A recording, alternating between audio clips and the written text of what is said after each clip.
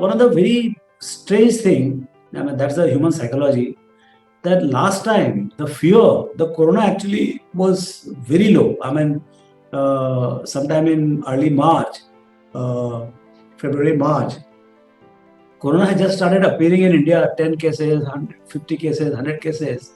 And the fear was like as if it is a tsunami of cancer. That kind of a fear was there. Absolute pandemic, and there was so much of confusion. I mean, it hit you from nowhere. Like you didn't know what corona is. I mean, I don't know what I was there in one marriage, and there were a lot of doctors. I was asking, what is this corona? What kind of disease is this? So those kind of basic questions were there. Nobody knew anything, and the fear of unknown was there. There is intense fear of unknown, and so much so that even the governments panic. Indian government, they locked down the country in such a way that it was the strictest possible lockdown in anywhere in the world. And that time, Corona was actually not that serious in India. There was a fear that it is going to come, which did come. So the fear was all over in the sense that I was stuck in MB Valley for 2 months, and I needed a special pass to come back from MB Valley to Mumbai. So it was that kind of a fear. And markets are more about the fear than the actual events. So if because ultimately what we are doing, buying, selling, is about fear about the future, uncertainty in the future. Our future is going to be bleak. Future is going to be uncertain. There are a lot of bad things are going to happen. Consumer demand is going to evaporate. There will be a lot of bankruptcy. So all kinds of founded or unfounded fears are there. Fears are no kind of a limitation. How much fear can you have? So markets are driven by fear and greed. There are only two emotions. And actually, if you see the date, I think around 22nd or 23rd of March 2020, market made the bottom, and that was the day one of the lockdown. That was the day one of the lockdown, and market bottomed out. After lockdown, all the things of the corona happened, and market kept on recovering from there. I don't think the same kind of chaos can happen.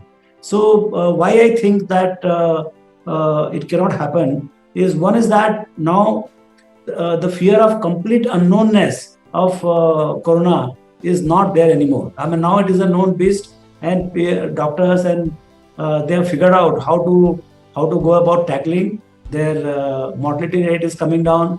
They know how exactly to tackle ventilator, and then medicines, and a whole lot of things are there.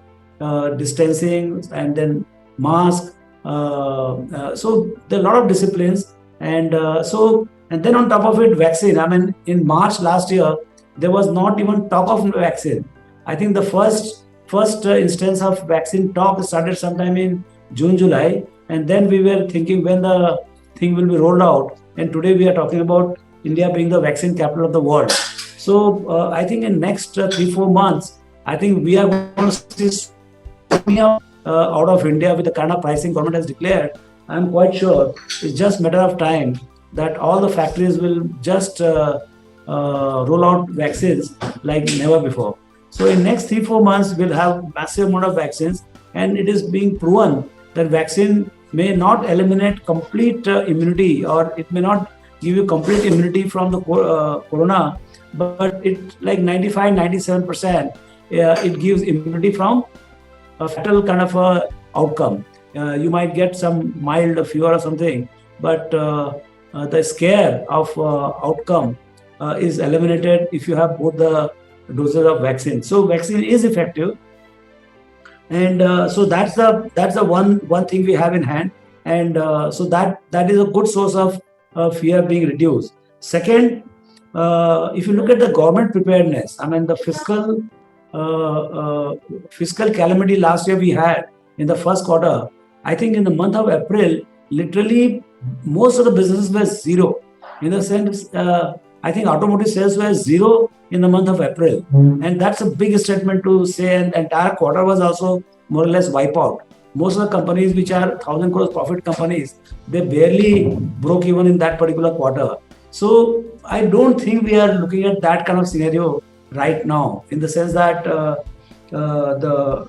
mean, government is time and again, I mean, FM, PM, everybody is coming in public forum, and they are saying that in no case we are going to lock down the country. In fact, PM other day before, he said that the state government should use the lockdown only as the absolute last measure for tackling COVID. So I think at some level there are a lot of preparedness in terms of vaccine and healthcare and containment centers, containment zones, masking, medicines, all sorts of things are there, and it is a healthcare crisis. And I hope it is not converted into economic crisis as we converted for whatever reason last year. I mean, because of fear, I think it became a complete economic crisis last year.